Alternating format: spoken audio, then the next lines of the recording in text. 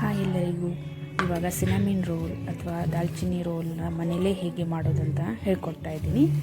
ಇವಾಗ ಮೊದಲಿಗೆ ನಾವು ಯಾವಾಗಲೂ ಬೇಕರಿನಲ್ಲಿ ತಿಂದಿರ್ತೀವಿ, ಬಟ್ ಇದನ್ನು ಮನೇಲೇ ಹೇಗೆ ಮಾಡೋದು ಅಂತ ನಾನು ನಿಮಗೆ ಇವತ್ತು ಹೇಳ್ಕೊಡ್ತಿದ್ದೀನಿ. ಬನ್ನಿ ಹೇಗಂತ ತಿಳ್ಕೊಳ್ಳೋಣ. ನಾವು ಇವಾಗ ಮೊದಲಿಗೆ ಮೈದಾ ಹಿಟ್ಟನ್ನು ನಾನಿಲ್ಲಿ ತಗೋತಾ ಇದ್ದೀನಿ. ನಾನು 2 ಕಪ್ಪು ಮೈದಾ ಹಿಟ್ಟನ್ನು ತಗೊಂಡು ಇಲ್ಲಿ ಪ್ರಿಪೇರ್ ಮಾಡ್ತಾ ಇದ್ದೀನಿ. ನಿಮ್ಗೆ ಅನುಸಾರವಾಗಿ ನಿಮಗೆ ಎಷ್ಟು ಬೇಕೋ ಅಷ್ಟು ಮೈದಾ ಹಿಟ್ಟನ್ನು ತೊಗೋಬೋದು. ನಾನಿಲ್ಲಿ 2 ಕಪ್ ಮೈದಾ ಹಿಟ್ಟು ತೊಗೊತೀನಿ. ಆಮೇಲೆ 100 ಗ್ರಾಮ್ಸ್ ಅಷ್ಟು ಬಟರ್ ಇಲ್ಲಿದೆ. ಇದು ಅನ್ಸಾಲ್ಟೆಡ್, ಅಂದರೆ ಇದರಲ್ಲಿ ಯಾವುದೇ ಉಪ್ಪು ಇರೋದಿಲ್ಲ. ಇದಕ್ಕೆ ಮೇನ್ ಇಂಗ್ರೀಡಿಯೆಂಟ್ಸ್ ಅಂದರೆ ಇದಕ್ಕೆ ದಾಲ್ಚಿನ್ನಿ, ಚಕ್ಕೆ ಅಂತಾರಲ್ಲ, ಚಕ್ಕೆ ಪುಡಿ 2 ರಿಂದ 3 ಸ್ಪೂನ್ ಅಷ್ಟು ಇದೆ ಇದು. ಮತ್ತು ಇದೇ ಮೇನ್ ಇಂಗ್ರೀಡಿಯೆಂಟ್ಸ್ ಆಗಿರೋದ್ರಿಂದ ನಾವು ಇದು ಬೇಕೇ ಬೇಕು ಇದನ್ನು ಮಾಡಲಿಕ್ಕೆ. ಆಮೇಲೆ ಇದು ಕೊಕೊವಾ ಪೌಡರ್, ಇದು ಜಸ್ಟ್ ಫ್ಲೇವರ್ಗೋಸ್ಕರ, ಚಾಕ್ಲೇಟ್ ಫ್ಲೇವರ್ ಬರಲಿ ಅಂತ ನಾನು ಇದನ್ನು 1 or 2 ಸ್ಪೂನ್ ಅಷ್ಟು ಯೂಸ್ ಮಾಡ್ತಾಯಿದ್ದೀನಿ. ಮತ್ತು ಇದು ಡ್ರೈ ಈಸ್ಟ್ ಎಲ್ಲರಿಗೂ ಗೊತ್ತೇ ಇರುತ್ತೆ. ಇದನ್ನ ಹಾಕೋದ್ರಿಂದ ತುಂಬ ಫ್ಲಫಿಯಾಗಿ ಬರುತ್ತೆ. ಆಮೇಲೆ ಇದು ಹಿಟ್ಟನ್ನು 2ರಷ್ಟು ಉಬ್ಸೋದ್ರಿಂದ ನಮಗೆ ಚೆನ್ನಾಗಿ ಮೆತ್ತಗೆ ಮತ್ತು ಫ್ಲಫಿಯಾಗಿ ಬರೋದ್ರಿಂದ ಯೂಸ್ ಮಾಡ್ತೀವಿ. ಇದನ್ನು ನಾನು 2 ಚಮಚದಷ್ಟು ತೊಗೊಂಡಿದ್ದೀನಿ. ಇದು ವೆನಿಲಾ ಎಸೆನ್ಸ್ನ ನಾವು ತುಂಬ ಕಮ್ಮಿ ಯೂಸ್ ಮಾಡ್ತಾಯಿದ್ದೀನಿ. ಇಲ್ಲಿ 1/2 ಸ್ಪೂನ್ ಅಷ್ಟು ಹಾಕ್ತಾಯಿದ್ದೀನಿ. ಉಪ್ಪು ಸ್ವಲ್ಪ ಒಂದು ಚಿಟಿಕೆ ಅಷ್ಟು ಹಾಕಿದ್ರೆ ಸಾಕು, ಜಸ್ಟ್ ರುಚಿಗೋಸ್ಕರ. ನಾವೀಗ ಮೊದಲು ಈಸ್ಟ್ನ ಸ್ವಲ್ಪ ಬಿಸಿ ಹಾಲಲ್ಲಿ ಹಾಕ್ಕೊಳ್ಳೋಣ. ಸೊ ಅದು ಆ್ಯಕ್ಟಿವ್ ಆಗುತ್ತೆ. ಆ್ಯಕ್ಟಿವ್ ಆಗಿ ಅದು ಮೊಸರು ಥರ ಬಂದರೆ ಇದು ತುಂಬ ಚೆನ್ನಾಗಿ ಆ್ಯಕ್ಟಿವ್ ಆಗಿದೆ ಅಂತ ಅರ್ಥ. ಅದನ್ನ ನಾವು ನಂತರ ಹಿಟ್ಟಲ್ಲಿ ಕಲಿಸ್ಕೊಳ್ಳಿದ್ರೆ ತುಂಬ ಚೆನ್ನಾಗಿ ಬರುತ್ತೆ. ಸೊ ಇವಾಗ ನಾನು ಸ್ವಲ್ಪ ಇದಕ್ಕೆ ಬಿಸಿಯಾದ ಹಾಲನ್ನ ಹಾಕ್ಕೋತಾ ಇದ್ದೀನಿ. ಇಲ್ಲಿ ಹಾಲನ್ನ ಹಾಕ್ಕೊಂಡು ಒಂದು 10 ರಿಂದ 15 ನಿಮಿಷ ಇದನ್ನ ಹಾಗೆ ಸಪ್ರೇಟಾಗಿ ಎತ್ತಿಟ್ಬಿಟ್ರೆ ಆಯಿತು. ಅಲ್ಲಿಗೆ ಇಷ್ಟು ಆ್ಯಕ್ಟಿವ್ ಆಗುತ್ತೆ.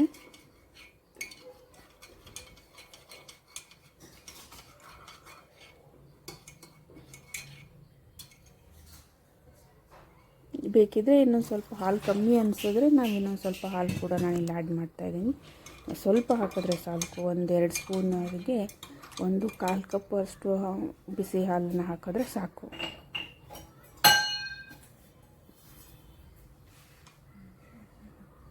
ಮುಚ್ಚಿಬಿಟ್ಟು ಒಂದು 15 ನಿಮಿಷ ಸಪ್ರೇಟ್ ಇಟ್ಬಿಡೋಣ.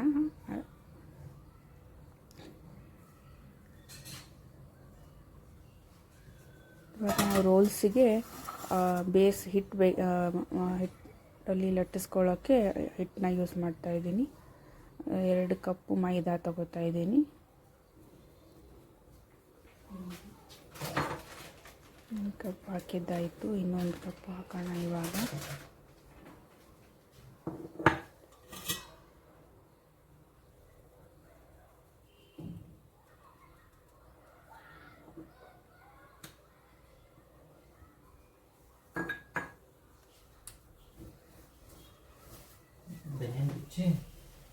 ಶರ್ಟ್ ಹಾಕೊಂಡು ಹೋಗ್ತೇವೆ. ಶರ್ಟ್ ಬೇಗ ಹಸಿ ಆಗ್ತದೆ.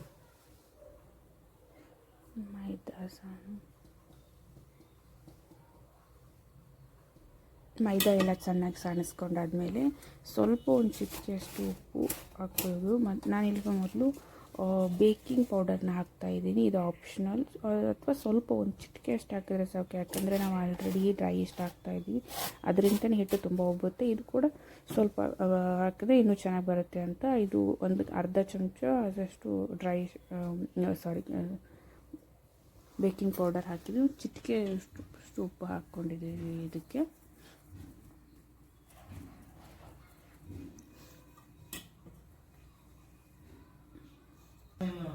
ಆದಮೇಲೆ ಒಂದು 15 ನಿಮಿಷ ಇದನ್ನ ನಾನು ಆವಾಗಲೇ ತೋರಿಸೋದು ಮರ್ತಿದ್ದೆ. ಇದಕ್ಕೆ ಮೇನ್ ಶುಗರ್ ಬೇಕು. ನಾವು ಮಾಡ್ತಾ ಇರೋದು ಸ್ವೀಟ್ ಅಲ್ವಾ, ಸೊ ಹಾಗಾಗಿ ಸ್ವೀಟ್ 2 ಕಪ್ಪು ಮೈದಾ ಹಿಟ್ಟಿಗೆ ಬೇಕಾಗಿ 1 ಕಪ್ ಅಷ್ಟು ಸಕ್ಕರೆ ಪುಡಿಯನ್ನು ಯೂಸ್ ಮಾಡ್ತಾಯಿದ್ದೀನಿ. ಸಕ್ಕರೆ ಪುಡಿ, ಬಟರ್ ಮತ್ತು ಕೊಕೊವಾ ಪೌಡರ್ನ ಮಿಕ್ಸ್ ಮಾಡೋದು ಆಮೇಲೆ ಹೇಳ್ಕೊಡ್ತೀನಿ. ಇವಾಗ ನಾನು ಹಿಟ್ಟನ್ನ ನಾದ್ಕೊಳ್ಳೋ ವಿಧಾನ ಹೇಳ್ಕೊಡ್ತಿದ್ದೀನಿ. ಹಿಟ್ಟನ್ನ ನಾದಬೇಕಾದ್ರೆ ಇದಕ್ಕೆ ನಾವು ಮುಂಚೆನೇ ಮಾಡಿಟ್ಟಿದ್ದೀವಲ್ಲ, ಡ್ರೈ ಈಸ್ಟ್ನ ಬಿಸಿನೀ ಹಾಲಲ್ಲಿ ಹಾಕಿಟ್ಟಿದ್ದೀವಲ್ಲ, ಅದನ್ನ ಇದಕ್ಕೆ ಹಾಕ್ಕೋತಾ ಇದ್ದೀನಿ ಇವಾಗ.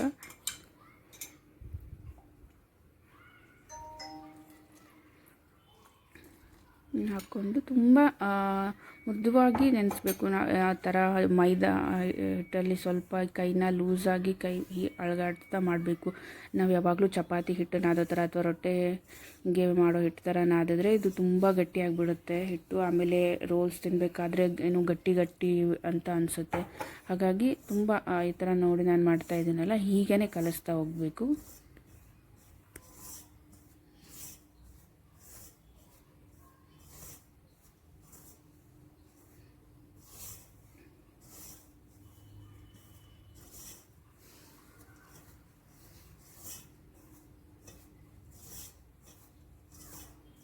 ಅಳತೆಗೆ ನೋಡಿಕೊಂಡು ಸ್ವಲ್ಪ ನೀವು ಹಾಲು ಇದ್ದರೆ ಅದನ್ನ ಹಾಕ್ಕೊಳ್ಳಿ, ಇಲ್ಲ ಅಂದರೆ ನೀರು ಕೂಡ ಮಿಕ್ಸ್ ಮಾಡಿಕೊಂಡು ಇಲ್ಲಿ ನಾವು ಕಲಿಸ್ಕೋಬೋದು. ನಾನು ಸ್ವಲ್ಪ ನೀರು ಹಾಕಿ ಕಲಿಸ್ತಾ ಇದ್ದೀನಿ. ನೋಡಿ ಅದಕ್ಕೆ ಬಂದಿದೆ ಇವಾಗ ಹಿಟ್ಟು. ಇಷ್ಟು ಹಿಟ್ಟು ಅದಕ್ಕೆ ಬಂದರೆ ಸಾಕು. ನೋಡಿ ನಾನು ಇವಾಗ ಪ್ರೆಸ್ ಮಾಡಿ ತೋರಿಸ್ತಾ ಇದ್ದೀನಿ. ಇಷ್ಟು ಗಟ್ಟಿಯಾಗಿದ್ದರೆ ಸಾಕು ಹಿಟ್ಟು. ಇನ್ನು ತುಂಬ ತೆಳುವೂ ಬೇಡ, ತುಂಬ ಗಟ್ಟಿನೂ ಬೇಡ.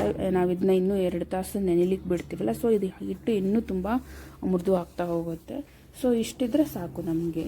ಇವಾಗ ನಾವು ಇದನ್ನು 2 ತಾಸು ಹಾಗೆ ಸಪ್ರೇಟಾಗಿ ಇಟ್ಬಿಡೋದು, ಏನೂ ಮಾಡೋದಿಲ್ಲ. ಸೊ ಅದಕ್ಕೆ ನಾವೊಂದು ತಣ್ಣನೆ ನೀರಲ್ಲಿ ನೆನೆಸಿರೋ ಒಂದು ತಣ್ಣ ಬಟ್ಟೆನ ಅದ್ರ ಮೇಲೆ ಹಾಕಿಬಿಟ್ಟು ಒಂದು 2 ತಾಸು 1.5 ಗಂಟೆ ಇದನ್ನ ಎತ್ತಿಟ್ಬಿಡೋದು. ಇದನ್ನೇನು ನಾವು ಮತ್ತು ಇದರಲ್ಲೇನು ಮಾಡೋ ಅವಶ್ಯಕತೆ ಇಲ್ಲ. ಇದನ್ನ ಹಂಗೆ ಇಟ್ಬಿಟ್ರೆ ಸಾಕು. ಆವಾಗ ಹಿಟ್ಟು 2ರಷ್ಟು ಆಗುತ್ತೆ.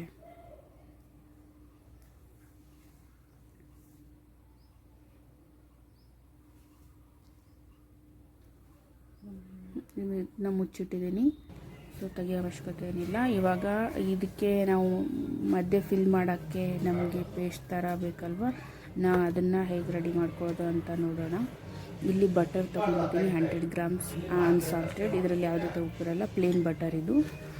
ಇದಕ್ಕೆ ನಾನು ಸ್ವಲ್ಪ ದಾಲ್ಚಿನ್ನಿ ಪೌಡರ್ ಅಥವಾ ಚಕ್ಕೆ ಪೌಡರ್ ಅಂತ ಹೇಳ್ತಿರಲ್ಲ, ನಾನು ಒಂದು 2-3 ಸ್ಪೂನಷ್ಟು ಹಾಕ್ಕೋತೀನಿ. ಇಲ್ಲಿ ನಿಮಗೆ ಅದು ಚಕ್ಕೆ ಫ್ಲೇವರ್ ನಿಮಗೆ ಎಷ್ಟು ಬೇಕೋ ಅಷ್ಟು ಹಾಕ್ಕೋಬೋದು. ಸೊ ನಾನಿಲ್ಲಿ ಒಂದು 2 ಚಮಚದಷ್ಟು ಹಾಕ್ಕೊಂಡಿದ್ದೀನಿ. ಬೇಕಿದ್ದವ್ರು ಇನ್ನೊಂದು ಸ್ವಲ್ಪ ಜಾಸ್ತಿನೂ ಕೂಡ ಆ್ಯಡ್ ಮಾಡ್ಕೋಬೋದು, ಅದೇನು ತೊಂದರೆ ಇಲ್ಲ. ಇದು ನಿಮ್ಮ ಟೇಸ್ಟಿಗೆ ಅನುಸಾರ ನೀವು ಹಾಕ್ಕೋಬೋದು. ಆಮೇಲೆ ಕೊಕೊವಾ ಪೌಡರ್ನ ನಾನೊಂದು ಇಲ್ಲಿ ಒಂದು ಅರ್ಧ ಚಮಚದಷ್ಟು ಹಾಕೋತಾ ಇದ್ದೀನಿ.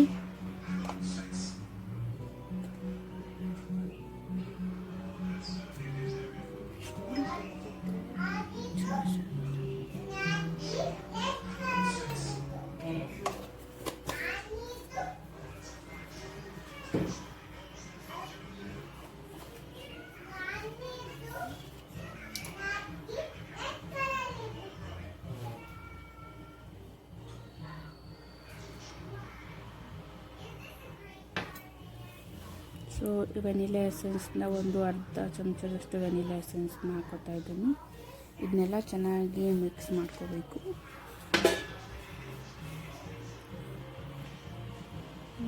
ಮಿಕ್ಸ್ ಮಾಡ್ಕೋತಾ ಇದ್ದೀನಿ.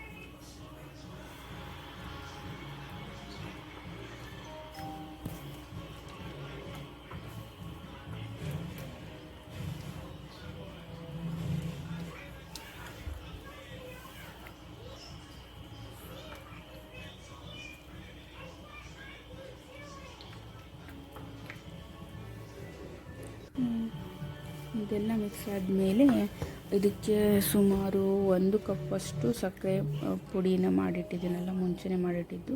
ಈ ಸಕ್ಕರೆ ಪುಡಿಯನ್ನು ಇದಕ್ಕೆ ಹಾಕ್ತಾಯಿದ್ದೀನಿ. ಸುಮಾರು 1 ಕಪ್ಪಷ್ಟು.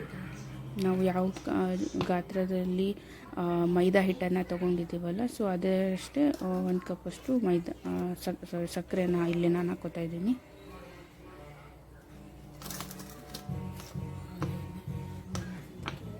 ಸಕ್ಕರೆ ತುಂಬ ಪುಡಿಯಾಗಿ ನುಣ್ಣಗೆ ಪೌಡರ್ ಥರನೇ ಮಾಡ್ಕೋಬೇಕು. ಸೊ ಆವಾಗ ಕಲಿಸ್ಲಿಕ್ಕೆ ತುಂಬ ಈಸಿ ಆಗುತ್ತೆ. ಆಮೇಲೆ ನಾವು ಈ ಪೇಸ್ಟನ್ನು ರೋಲ್ ಮಧ್ಯೆ ಹಚ್ಚಿದಾಗ ಕೂಡ ನಮಗೆ ಇವನ್ನಾಗಿ ಸ್ಪ್ರೆಡ್ ಆಗುತ್ತೆ. ಸೊ ಅದರಿಂದ ನಾವು ಸಕ್ಕರೆ ಪುಡಿನೇ ಇಲ್ಲಿ ಯೂಸ್ ಮಾಡಬೇಕು. ನೋಡಿ ಇವಾಗ ಅದು ಈ ಥರ ಪೇಸ್ಟ್ ಆಗುತ್ತೆ. ಎಲ್ಲ ಮಿಕ್ಸ್ ಆದಮೇಲೆ ಇದರಲ್ಲಿ ಬಟರು, ಸಕ್ಕರೆ ಪುಡಿ ಮತ್ತು ಚಕ್ಕೆ ಪೌಡರ್ ಮತ್ತು ವೆನಿಲಾ ಎಸೆನ್ಸ್ ಎಲ್ಲ ಇದರಲ್ಲೇ ಇದೆ. ಸೊ ಇದು ಈ ಥರ ಒಂದು ಮಿಶ್ರಣ ಆಗಿದೆ ಇವಾಗ.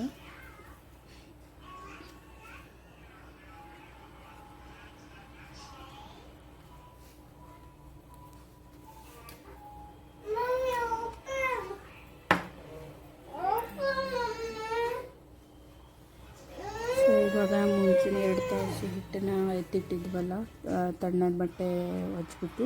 ಸೊ ಅದನ್ನ ನಾನು ಇವಾಗ ಓಪನ್ ಮಾಡಿ ನೋಡೋಣ. ಇವಾಗ ನಾವು ಕಲಸಿರೋ ಹಿಟ್ಟು ಉಬ್ಬಿದೆನಾ ಇಲ್ವಾ ಅಂತ ನೋಡಿ. ಹಿಟ್ಟು 2ರಷ್ಟು ಉಬ್ಬಿದೆ. ಇವಾಗ ನಾವು ಕಲಸಿಟ್ಟಾಗ ಗಾತ್ರ ಎಷ್ಟಿತ್ತು, ಇವಾಗ ಇದು ಅದೇ 2ರಷ್ಟು ಉಬ್ಬಿದೆ. ಸೊ ಇವಾಗ ಇದರಲ್ಲೆಲ್ಲ ಏರ್ ಬಬಲ್ಸ್ ತುಂಬಿಕೊಂಡಿರುತ್ತಲ್ಲ, ಒಂದು ಸ್ವಲ್ಪ ಲೈಟಾಗಿ ಪಂಚ್ ಮಾಡಿ ಆ ಏರ್ ಬಬಲ್ಸ್ ಮೇಲೆ ಹೊರಗೆ ತೆಗಿಬೇಕು.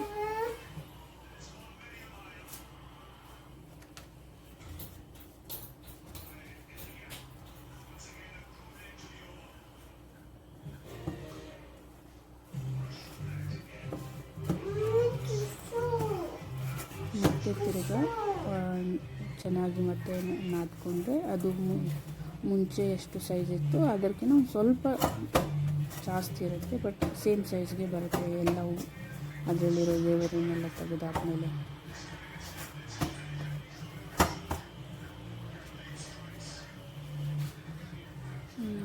ಇದಾದಮೇಲೆ ಸ್ವಲ್ಪ ಮೇಲ್ಗಡೆ ನಾನು ಬಟರ್ನ ಹಚ್ತಾ ಇದ್ದೀನಿ. ಸೊ ಇವಾಗ ಅದನ್ನು 1-2 ಚಪಾತಿ ಆಗುವಷ್ಟನ್ನು ಗಾತ್ರದಲ್ಲಿ ಕಟ್ ಮಾಡಿಕೊಂಡು ಪೂರ್ತಿ ದಪ್ಪವಾಗಿರೋ ಚಪಾತಿ ಥರ ಲಟ್ಟಿಸ್ಕೊಂಡಿದ್ದ ಇದ್ದೀನಿ. ಅದರ ಮೇಲೆ ಸ್ವಲ್ಪ ಬಟರ್ ಆಲ್ರೆಡಿ ಮೆಲ್ಟ್ ಮಾಡ್ಕೊಂಡಿರೋ ಬಟರ್ನ ಅದ್ರ ಮೇಲೆ ಸ್ವಲ್ಪ ಹಚ್ತಾ ಇದ್ದೀನಿ.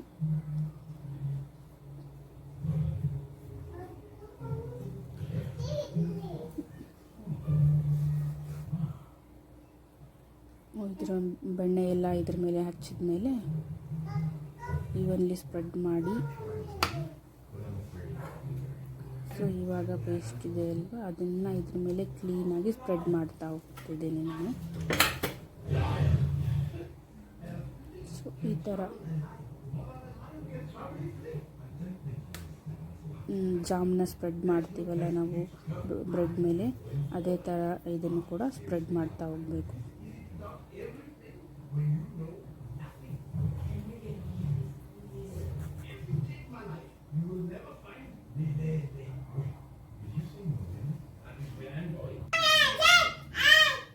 ಸೊ ಈಗ ಒಂದು ಎಂಡಿಂದ ನಾವು ಇದನ್ನ ಈ ಥರ ರೋಲ್ ಮಾಡ್ಕೊತಾ ಬರಬೇಕು.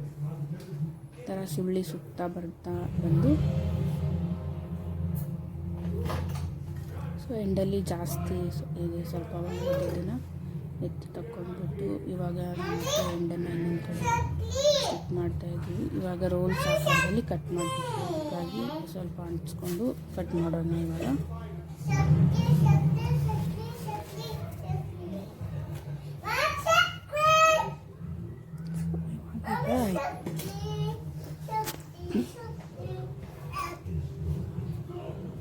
ಸೊ ನಾವು ಚಾಕು ಸಹಾಯದಿಂದ ಈ ಥರ ಕಟ್ ಮಾಡ್ತಾ ಹೋಗ್ತಾ ಇದ್ದೀನಿ ಇಲ್ಲಿ ರೋಲ್ಸ್ನ.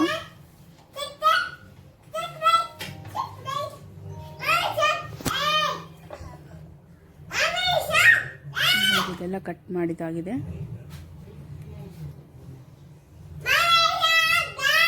ನಾನು ಈ ಥರ ಒಂದು ಓವನ್ ಟ್ರೇ ತೊಗೊಂಡಿದ್ದೀನಿ, ಅದರ ಮೇಲೆ ಬಟರ್ ಪೇಪರ್ನ ಹಾಕಿದ್ದೀನಿ.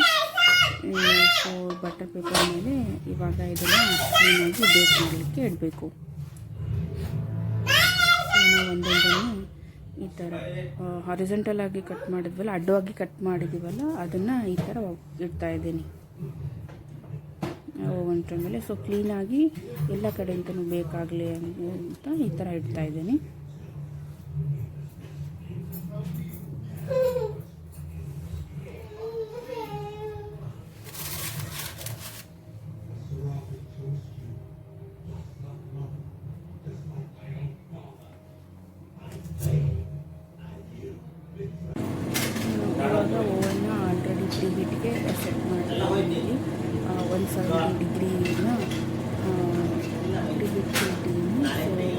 ಅದು ಪ್ರೀ ಹೀಟ್ ಆದಮೇಲೆ ಸೊ ಹೀಟ್ ಆಗುತ್ತೆ. ಅದಾದಮೇಲೆ ನಾವು ಟ್ರೇನ ಓವನಲ್ಲಿ ಇಡಬೇಕಾಗುತ್ತೆ.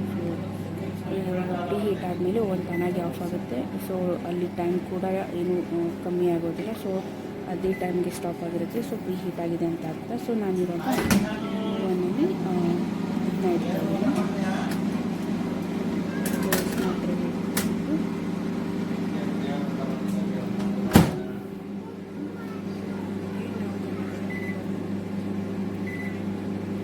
ಕನೆಕ್ಷನ್ ಮೋಡ್ಗೆ ಮತ್ತೆ ಸೆಟ್ ಮಾಡ್ತಾ ಇದ್ದೀನಿ. ಕನೆಕ್ಷನ್ ಮೋಡ್ಗೆ ಸೆಟ್ ಮಾಡಿ ಮತ್ತು 170 ಡಿಗ್ರಿ ಆಗುತ್ತೆ. 25 ಮಿನಿಟ್ಸ್ನ ಇಲ್ಲಿ ನಾನು ಸೆಟ್ ಮಾಡ್ತಾ ಇದ್ದೀನಿ. ಮತ್ತು 25 ಮಿನಿಟ್ಸ್ ಕಂಪ್ಲೀಟ್ ಬ್ರೇಕ್ ಆದಮೇಲೆ ಹೇಗಾಗುತ್ತೆ ಅಂತ ತೋರಿಸ್ತೀನಿ.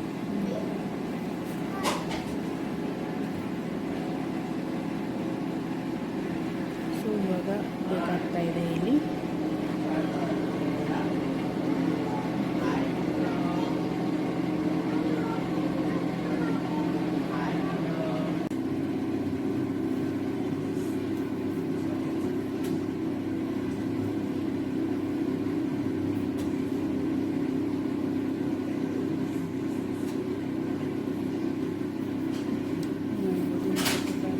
ಕಂಪ್ಲೀಟ್ ಬೇಕಿಂಗ್ ನಡೀತಾ ಬಂದಿದೆ. ಇವಾಗ ಬೇಕಿಂಗ್ ಕಂಪ್ಲೀಟ್ ಆಗಿದೆ.